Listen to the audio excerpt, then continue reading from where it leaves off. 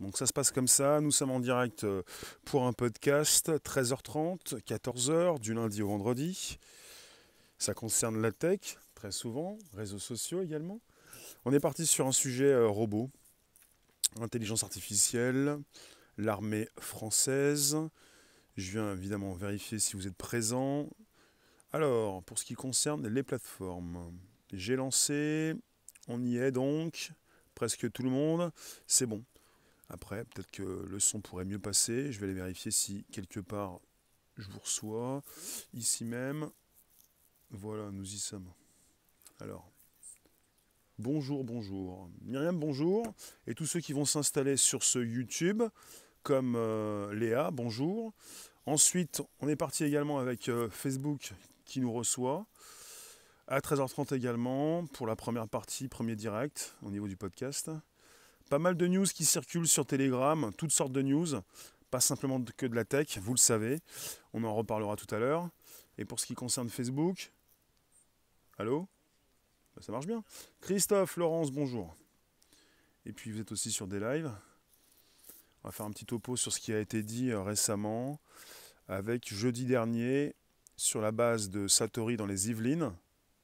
Eh bien vous avez le général Thierry Burkhardt, le chef d'état-major de l'armée de terre, qui a dévoilé le projet Vulcain. Et là, je pense que certains ont peut-être un petit peu regardé les films de science-fiction, parce que quand moi j'entends Vulcain, je pense peut-être à certains films. Bonjour Jade, Jardin, et puis Sophie et Zacha, on est en simultané. Alors, le projet Vulcain vise à penser l'intégration des robots et de l'intelligence artificielle dans l'espace de bataille à l'horizon 2040, avec la création d'une première unité robotique expérimentale. Donc entre guillemets, il vise à, entre guillemets, penser l'intégration des robots et de l'intelligence artificielle dans l'espace de bataille. Et on parle de l'horizon 2040. On parle d'une section qui sera installée cet été au centre d'entraînement aux actions en zone urbaine. On l'appelle le Sunzub, C-E-N-Z-U-B, situé dans l'Aisne. Elle sera chargée d'expérimenter les robots et d'en évaluer les gains par rapport aux actions humaines. Il ne s'agit pas donc de robots tueurs destinés à remplacer les soldats sur les champs d'opération, mais de pouvoir délester ces soldats de certaines tâches trop fastidieuses ou trop périlleuses. Les premières unités pilotes peuvent être envisagées à partir de 2025 et les unités opérationnelles 5 ans plus tard. Alors, on précise, en 2040, l'armée de terre sera robotisée comme elle pressentait qu'elle allait devenir blindée à l'issue de la Première Guerre mondiale et qui, par dogmatisme, n'a pas su utiliser en 1940 les chars performants dont elle disposait. Alors, il y a une réflexion qui est lancée par rapport à ça. Vous êtes présent vous-même sur, je reviens vous voir sur YouTube, on ne parle pas de robots tueurs en France, on n'a pas le droit d'en parler. En France, on est sur des robots qui doivent accompagner les soldats, on n'est pas sur des robots tueurs autonomes. On parle de SALA, de système d'armes létales autonomes. On a trouvé un autre mot qui ressemble à SALA, je ne sais plus quel mot j'ai utilisé récemment sur un dernier podcast, un des précédents, pas un des derniers, mais en France, on a décidé de substituer aux armes létales autonomes d'autres armes qui vont justement, d'autres robots qui vont être sur le champ de bataille, très présentes, proches des soldats. On n'est pas avec des robots qui vont remplacer les soldats, on est avec des robots qui vont accompagner les soldats et qui vont être également sur le champ de bataille avec ces soldats. Alors, on est avec jeudi dernier une présentation par des industriels au camp de Satori. Satori, donc, on est parti dans les Yvelines avec le projet Vulcain. Et puis, vous avez eu une proposition de mule qui permet d'accompagner des fantassins grâce à ces lidars. Les lidars, vous retrouvez cette technologie chez Apple par exemple, sur les nouveaux iPhones ou sur les iPads. C'est une technologie de laser de télédétection. Alors on précise, en cas d'opposition avec l'ennemi, un autre robot à roues équipé d'un bouclier se déploie pour protéger les fantassins et un troisième chenillé équipé d'un canon de 20 mm est là pour éliminer la menace. On parle des développements de l'intelligence artificielle qui vont considérablement renforcer l'autonomie de ces engins. Un homme pourra fixer comme mission une reconnaissance sur une zone précise et un système automatisé lui proposera quel type de robot, volant ou roulant, envoyer et selon quelle modalité. Alors, monsieur Christophe Grand de l'ONERA, l'office qui fait partie de l'Office des recherches aérospatiales, précise la difficulté de savoir jusqu'où on va arriver. Mais on sera rapidement confronté à l'acceptabilité de ces systèmes auprès des militaires dont la sécurité dépendra de ces robots. Le général Burkhardt, qui a fait cette présentation jeudi dernier dans les Yvelines, à Satory, il a précisé chaque robot sera commandé. Un récent rapport du comité d'éthique du ministère des Armées a confirmé que la France ne développerait et n'emploierait pas de systèmes d'armes létaux pleinement autonomes. Je viens de vous le préciser, en France, on ne veut pas de ces robots qui remplacent complètement les soldats. On veut des robots qui accompagnent les soldats sur le plan de bataille, sur le champ de bataille. Alors en France, l'homme prendra toujours la décision de tir, mais on doit réfléchir à ce qu'on pourrait opposer à d'éventuels robots tueurs, précise Joël Morillon, le membre d'un groupe de travail robotique au sein du groupement des industries de défense terrestre. Il faut que vous compreniez, les robots vont faire partie intégrante de l'armée de demain. Mais ils souhaitent ne pas tomber dans une techno-dépendance. Précision par monsieur le général Burkhardt. Les liaisons radio utilisées pour communiquer entre robots et avec l'homme seront une cible privilégiée de brouillage par l'ennemi. Donc il y a quelque chose de très délicat. En même temps, les Français ne veulent pas de robots tueurs autonomes. Mais en même temps, ces robots devront s'associer pour se retrouver avec ces soldats sur le champ de bataille. Et ces robots qui vont s'associer vont recevoir des ordres. Et finalement, là où ça commence à être compliqué, c'est que si ces robots reçoivent des ordres, ils sont donc dépendants des ordres donnés par des soldats avec une liaison qui peut être interrompue. Et on parle justement de ces liaisons radio utilisées pour communiquer entre robots et avec l'homme qui seront une cible privilégiée de brouillage par l'ennemi.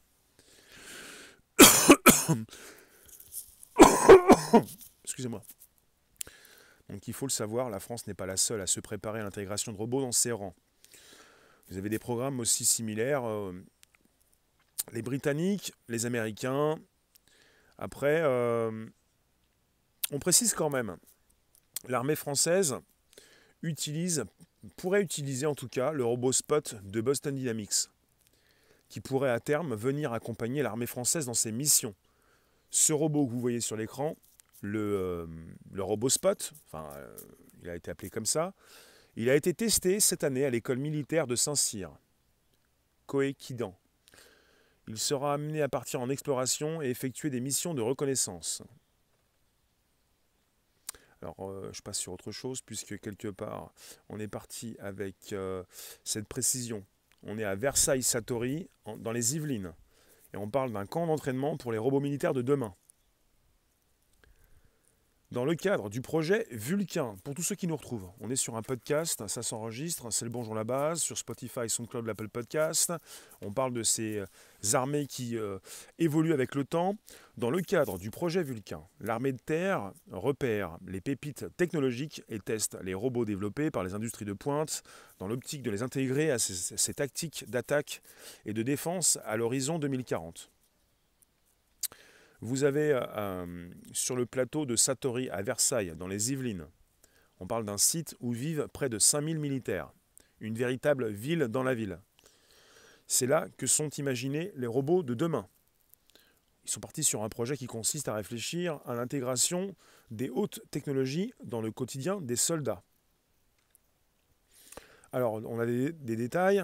On parle d'un robot Auroch, développé par l'Institut franco-allemand de recherche de Saint-Louis, qui est envoyé en reconnaissance et détecte un ennemi grâce à sa caméra. Il retourne à la base chercher du soutien et revient suivi de 2 militaires. Le robot prend la place du binôme de tête, celui qui est le plus exposé. On joue sur la mise en sécurité de nos soldats, précise le lieutenant-colonel David Schuster.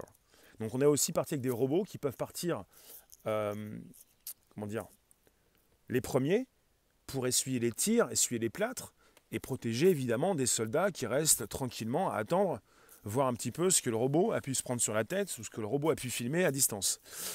Alors, Identifiant l'individu menaçant, l'équipe fait appel au robot porte-cible imaginé par Shark Robotics, initialement pour faire office de cible mobile lors des entraînements de tir, mais qui, ce cas, sert de bouclier. Puis c'est au tour d'Opsio X-20 d'entrer en scène, le robot mitrailleur de Nexter. Pour l'instant, ces machines en sont encore au stade de prototype. Toutes sont testées par le Battle Lab de l'armée de terre, une unité d'une quinzaine de personnes créée en 2019 sur le site de Versailles-Satory pour repérer les pépites technologiques et les mettre à l'épreuve du terrain. Mais ce tableau pourrait devenir réalité dans quelques années. L'idée du projet Vulcain, c'est de faire un bond en 2035-2040, explique le chef d'état-major de l'armée de terre, M. Thierry Burkhardt. Quelle sera la technologie qu'on utilisera? Quel emploi on en fera? Quel sera le champ de bataille du futur? Notre ambition est de travailler avec les industriels en ce sens. On teste les robots au Battle Lab et s'ils nous donnent satisfaction, ils sont produits. Pour l'heure, seule la gamme Nerva de la société Nexter est utilisée par les militaires depuis 1 an et commercialisée dans le monde. Ce sont des petits boîtiers à roulettes qui se faufilent partout, pouvant être les yeux et les oreilles des soldats, en plus des plug-ins qu'il est possible de lui rajouter, tels que des fumigènes.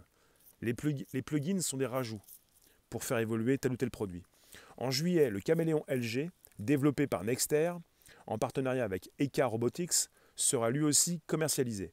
Il possède un bras articulé, faisant de lui un démineur de pointe plus performant que ceux déjà utilisés par l'armée. La Direction générale de l'armement, basée à Ballard, Paris 15e, garde un œil sur les transactions avec les industriels pour s'assurer que ces inventions françaises ne finissent pas donc dans les mains de l'ennemi. On est parti également avec un cargobot mule, la brouette du 21e siècle, comme l'appelle le chef d'état-major. Elle a été inventée par Sterella Robotics. Elle est testée depuis quelques mois en conditions réelles au Mali. Les remontées de terrain arrivent directement au Battle Lab. On se demande surtout si le système est une plus-value opérationnelle, indique le commandant de Brosse. Si oui, pour quelle performance? Ces questions permettent de perfectionner le produit idéal. Car si l'innovation est au cœur du projet Vulcain, elle doit surtout s'intégrer aux tactiques militaires sur le terrain, lesquelles sont largement anticipées. En 2040, le champ de bataille sera plus transparent. Les ennemis auront eux aussi développé leur invention et les systèmes de brouillage seront plus efficaces. Le tout dans un contexte où les acteurs civils et privés accélèrent le rythme de l'innovation continuellement. Il faut donc investir dans tous les domaines, la protection, la mobilité, la discrétion, le traitement d'informations. Dans le futur, les humains pourront se battre contre des robots, d'où la nécessité de réfléchir aux facteurs de supériorité opérationnelle, ainsi qu'à des solutions de repli pour combattre en mode dégradé si les machines ne fonctionnent plus. Enfin, la place de chaque robot doit être minutieusement étudiée. Doit-il être au service de l'armée de terre ou dirigé contre l'adversaire? Si on réfléchit à ça, l'ennemi aussi y réfléchit, conclut Thierry Burkhardt, le chef d'état-major de l'armée de terre. Espérons que l'on prenne un temps d'avance et qu'on le garde, précise-t-il.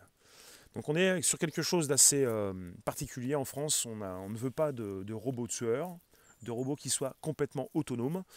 On a pris la position en France de préciser qu'on souhaite avoir des robots qui accompagnent, qui n'auront pas la possibilité de tuer d'eux-mêmes, mais qui seront là pour venir dans des opérations, s'afficher en premier, et essuyer les plâtres, comme on dit, les premiers tirs, venir filmer pour justement servir de relais avec ces soldats qui pourront les accompagner. On est parti là-dessus pour l'instant.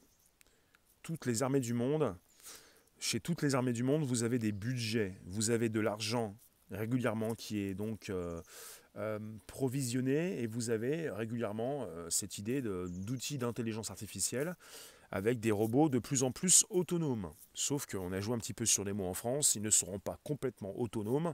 Et je pense que c'est très marketing, c'est plutôt très... c'est là en fait pour rassurer le grand public. On est sur des détails pour nous, le grand public. On est là pour rassurer. On n'est pas là pour faire peur. Donc en France, on préfère rassurer sur le côté arme létale autonome. On veut rassurer le grand public pour lui dire les robots ne pourront pas vous tirer dessus. Sauf que il faut le savoir, dans toutes les armées du monde, aussi bien en France qu'aux États-Unis ou au Royaume-Uni, vous avez des idées de fournir beaucoup plus d'argent et de faire fonctionner beaucoup plus d'intelligence artificielle dans les armées. Véronique, bonjour. Entre ce qu'ils disent, c'est-à-dire disponible en 2040 et la réalité, il y a un grand écart. Je ne serais pas surpris que là aussi il y ait du mensonge. Bonjour Sophie, Christophe, Christine, Françoise. On est parti avec des précisions qui sont données pour rassurer le grand public. Ce qui me fait penser au robot tueur, ou plutôt lance-grenade, tir automatique, le SGR-A1, créé par Samsung et qui se situe dans la frontière. Il est à la frontière entre la Corée du Sud et la Corée du Nord et qui au tout départ, enfin c'est ce qu'on nous a dit, il était prévu pour travailler de lui-même avec des lignes de code. Il peut identifier des personnes qui franchissent la frontière. Il peut savoir si les Coréens du Nord, par exemple, je pense que c'est beaucoup plus les Coréens du Nord, ont une attitude, ou je ne sais pas quel Coréen, enfin en tout cas il est entre la frontière Corée du Nord et Corée du Sud, je ne vais pas aller afficher ce que je ne sais pas, mais ce robot en fait, il peut savoir si ces personnes qui franchissent la frontière ont une attitude offensante ou en mode offensif ou défensif. Quelque part, vous êtes avec des robots qui peuvent être utilisés en mode autonome. Et il y a eu un scandale ou un grand scandale en Corée du Nord, en Corée, quand ils ont installé ces robots lance-grenades et tir automatique. Et on a rassuré la population en précisant que les robots allaient être supervisés par l'homme. Donc ces robots qui sont à la frontière sur plus de 80 km, avec une frontière assez importante. Vous avez des robots qui se tiennent au coude à coude et qui peuvent identifier des personnes, plutôt les surveiller et lancer des grenades. Et il y a aussi le tir automatique, mitraillette. Et ces robots sont supervisés par l'homme. Mais il s'agit simplement d'une décision politique pour les mettre en position complètement automatique. Parce que ces robots peuvent... ça fait penser également à ce film Robocop. Je pense beaucoup plus le Robocop 2, où il y a du gros dérapage, avec des robots qui sont montrés justement aux policiers et aux financiers, et des robots qui vont tirer un petit peu partout, dans tous les sens. Enfin, la question qui se pose dans le domaine de l'armement, pour ce qui concerne les militaires, et je vous en ai parlé dans ce sujet, c'est qu'on est parti avec les lignes ennemies, les ennemis qui pourraient brouiller la communication entre les robots et les militaires. Non, en fait, pour la Corée du Nord, Corée du Sud, il n'y a pas de reconnaissance faciale, il y a plutôt une analyse du comportement. Pour la reconnaissance faciale, je n'ai pas de nouvelles, ça peut évoluer rapidement, il s'agit de faire évoluer les outils. Pour ceux qui sont présents, n'hésitez pas, vous pouvez inviter vos contacts, vous abonner, récupérer le lien présent sous la vidéo pour l'envoyer dans vos réseaux sociaux, groupages et profils. C'est de la tech, ce sont des robots tueurs, en mode complètement autonome ou à moitié. En France, c'est un petit peu le côté hypocrite. Les Français n'ont jamais souhaité stopper l'arrivée d'un budget qui s'agrandit d'argent en fait pour mettre en avant de plus en plus d'intelligence artificielle.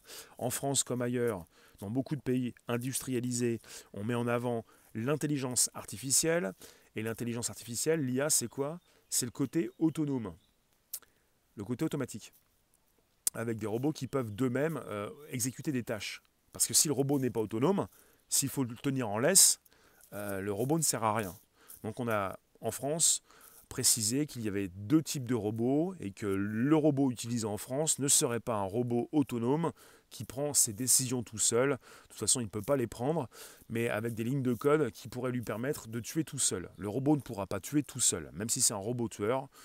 Dans les faits, il ne pourra pas tuer. Donc ce n'est pas un robot tueur, c'est un robot qui accompagnera l'être humain, le soldat, sur le terrain des opérations.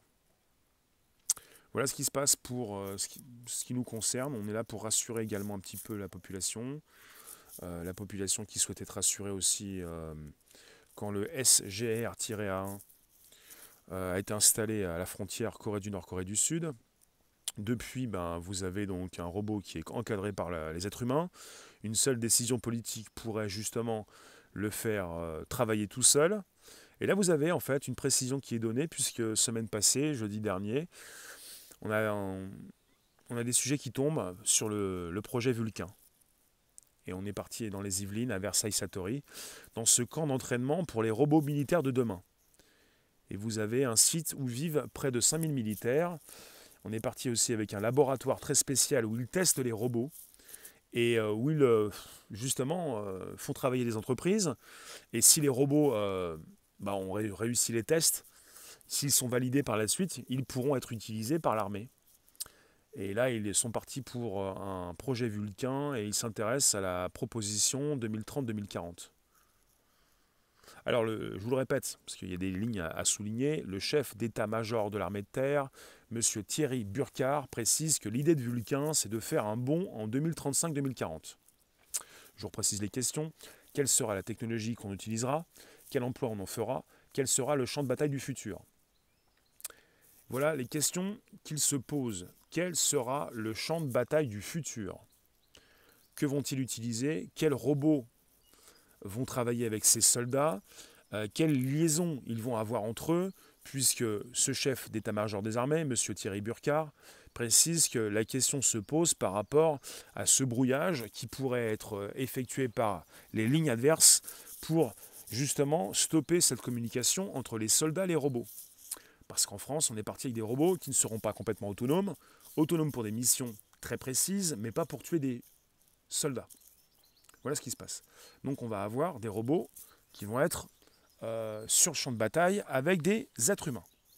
Parce que vous avez sans doute des armées dans le monde qui vont réfléchir à des armes létales autonomes complètes, le robot tueur, pour laisser partir les robots qui feront la guerre peut-être à d'autres robots sans laisser la place à des êtres humains. En France, pour l'instant, on est sur une précision. On veut pouvoir utiliser des robots sur le champ de bataille avec des soldats. Dites-moi ce que vous pensez de tout ça. Je vais vous retrouver également sur Facebook. Je vous ai déjà parlé d'un sujet où on a traité des armes létales autonomes avec ce que budgétisent certains ministères pour justement prévoir l'armée du futur. Entre ce qu'ils disent, c'est-à-dire disponible en 2040, et la réalité, il y a un grand écart. Mais tu nous as dit tout à l'heure. Après le robot infirmier, le robot militaire. Voilà nos remplaçants. Bonjour Muguette, bonjour Béatrice, bonjour vous tous. Pour ceux qui s'installent, n'hésitez pas, vous pouvez nous retrouver également avec des idées tech, des innovations, des robots, pas mal de choses qui font plaisir ou qui font peur. Vous avez pas mal de sujets qui tombent en ce moment et de tous les jours depuis que ça tourne. C'est-à-dire, vous avez Telegram, Réservoir Live. Venez nous retrouver sur Telegram. J'en profite pour vous en parler, c'est important. Donc il est évident que vous vous posez des questions à savoir ce qu'ils peuvent déjà avoir construit. On est sur des précisions qui sont données au grand public. On est là pour rassurer en France avec des budgets qui sont là pour beaucoup plus, de plus en plus, rendre autonome l'armée française. Sauf que là, on a précisé, peut-être avec des belles phrases, pour rassurer le grand public, qu'on allait avoir un robot qui ne sera pas tueur. Des robots qui ne pourront pas tuer d'eux-mêmes. C'est pour ça que je vous ai fait une parenthèse, un parallèle avec le robot de Samsung qui avait été prévu pour être autonome pour tuer tout seul et qui est géré par des humains désormais pour la frontière entre la Corée du Sud et la Corée du Nord. Une France bien candide. C'est louable de proscrire le robot tueur, mais pour cela, il faudra une charte internationale. Oui, sauf qu'en France, on est un petit peu hypocrite. On va vous dire... on est sur un robot différent. Sauf que quelque part, un robot, il s'agit de le mettre à jour pour le rendre complètement autonome. Le robot, on vous dit qu'il n'est pas tueur, mais avec une mise à jour, avec des lignes de code différentes, vous en faites un robot tueur, comme ça. Il ne s'agit pas de recréer un robot, il s'agit de mettre à jour son système. Et ça peut prendre quelques minutes. Donc finalement, on est là pour rassurer. Que feront-ils en 2035-2040 ? Est-ce qu'ils vont continuer sur le même principe, avec les mêmes réflexions? Ils travaillent régulièrement avec un labo, leur labo à eux. Ils testent différents types de robots. Je vous ai parlé du cargo mule. Je vous ai parlé du caméléon LG, avec un bras articulé, qui fait de lui un démineur de pointe. Je vous ai parlé donc de ce qui est utilisé par les militaires depuis un an. La gamme Nerva de la société Nexter, des petits boîtiers à roulettes qui se faufilent partout, pouvant être les yeux et les oreilles des soldats, et qui peuvent aussi lancer des fumigènes. Est-ce que vous allez voir ça dans le civil? En tout cas, ça concerne le champ de bataille. Donc, différents types de robots qui sont testés par l'armée. Alors là, peut-être qu'on a véritablement du retard avec des précisions qui nous sont données au compte-gouttes. Ça s'appelle de l'actu des articles qui tombent. Mais finalement, il faut le savoir, nous utilisons un système qui a été créé, qui s'appelait à l'époque ARPANET, un système, donc Internet, qui a été créé par l'armée américaine. Nicolas, première règle en stratégie, ne pas dévoiler toutes ses capacités. Bien sûr. Si l'armée française précise certaines choses, c'est qu'ils savent que leurs ennemis sont déjà, en quelque sorte, au courant de ces quelques détails. Ils ne peuvent pas préciser au grand public tout ce qu'ils ont en main. Ils ne peuvent pas dévoiler toutes leurs cartes. C'est bien évident. Donc on est sur des précisions qui sont données, et peut-être qu'on est parti avec des robots beaucoup plus puissants qui ne peuvent pas dévoiler. Je ne peux pas avoir ces précisions et ces détails. Franchement, si on ne peut pas stopper les guerres, faudra-t-il arrêter de mettre des enfants au monde? Là, on est parti pour, pour donner aux armées beaucoup plus d'autonomie.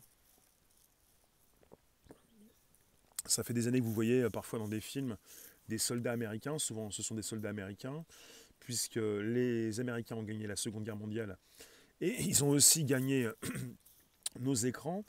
Vous avez souvent des soldats qui ont des joysticks et qui vont faire fonctionner des drones pour larguer des bombes au bout du monde. Je parle de technologie déjà obsolète. Je vous parle de ce qu'on connaît. Et si vous avez des choses, Jean-Michel, si tu as des choses à nous transmettre, tu peux le faire via Telegram, Réservoir Live, ça m'intéresse. Tant que vous le souhaitez, si vous avez d'autres news, je suis preneur. Nous sommes preneurs. Et vous pouvez transmettre tout ça sur Telegram, Réservoir Live. Parce que pour ceux qui me disent, nous le savons déjà, quelque part, jour après jour, je vous délivre des infos officielles. Je ne suis pas dans le secret d'État, je ne suis pas militaire. Et si je l'étais, je ne pourrais pas vous faire des infos pour vous donner des informations et même pour les donner à l'ennemi. C'est pas possible. Donc finalement, c'est bien concret cette histoire. On doit faire justement se faire comprendre et bien comprendre que nous avons des news que l'on peut communiquer, qu'ils ont pu communiquer. Alors, merci d'être présent également sur Facebook. Des lives, je viens vous voir aussi en simultané. On est sur un sujet délicat, mais on utilise des outils qui ont été mis en avant par l'armée américaine. On est bien sur Internet. Ils ont contribué, Mister Nikos, ils n'ont pas gagné la Seconde Guerre, ils ont contribué à la fin de la Seconde Guerre. Nuance. Quand tu penses que on est sur le même rocher, et on n'est pas foutu de s'entendre. Ce ne sont pas les Américains qui ont gagné la Seconde Guerre mondiale, ce sont les Russes. Merci des précisions, Catherine. Merci aussi, Mister Nikos. Je vous retrouve dans 2 heures sur un nouveau sujet d'actu.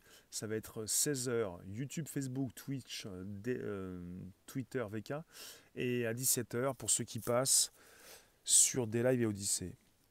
Et pour la crypto, c'est 18h. Ce direct, vous le retrouvez sur YouTube en replay. Vous pouvez le retrouver également sur ma chaîne YouTube Réservoir Live et il va passer également sur Odyssée. Donc on a parlé d'une tech qui est délivrée, quelques morceaux d'informations qui nous parviennent. Après, ce qui m'intéresse, c'est beaucoup plus le débat d'idées par rapport à une hypocrisie ou c'est même pas qu'une hypocrisie, c'est une volonté de rassurer les populations. Comme ils ont voulu le faire en ne mettant pas en mode complètement autonome le SGR-A1 avec la frontière Corée du Nord, Corée du Sud. On veut rassurer les populations, même en France, pour préciser qu'on n'aura pas un robot tueur. Parce que le mot robot tueur, ça fait mal. Je vous remercie tous, parce que si vous me parlez des détails, on ne nous dit pas tout, on n'a pas toutes les précisions. Il ne s'agit pas d'aller partir dans des directions absolument impossibles. Je vous parle de ce qu'on a sous les yeux, de ce qui tombe, de l'actu, pour en parler, pour avoir un débat, pour échanger sur ce qu'on nous dit, sur ce qu'on ne nous dit pas. Est-ce que je suis prêt à prendre en pleine face des choses? Tout. Tout ce que tu connais, je le connais déjà. Mais tu peux me donner ce que je ne connais pas. Je peux tout prendre en pleine face. Envoie-nous tout en pleine face, s'il te plaît, sur Telegram. Réservoir Live. Parce qu'on sous-estime l'intelligence des autres. Et que les autres peuvent aussi être au courant de certaines choses que vous ne connaissez pas. Et qu'on peut tous, justement, apporter sa pierre à l'édifice, comme on dit. Merci vous tous. À tout à l'heure, 16h pour un nouveau direct. Faites comme vous pouvez, mais tenez le choc, puisqu'on a un rendez-vous 16h, 17h et 18h. Merci vous tous. Telegram, merci. Réservoir Live. À très vite. On s'en reparle. Je vous mets le lien donc des articles que j'ai parcourus sous la vidéo YouTube. Vous pouvez inviter vos contacts, vous abonner, récupérer le lien présent sous la vidéo pour l'envoyer dans vos réseaux, activer la cloche pleine et nous retrouver sur Telegram, Réservoir Live. Merci vous, à tout à l'heure.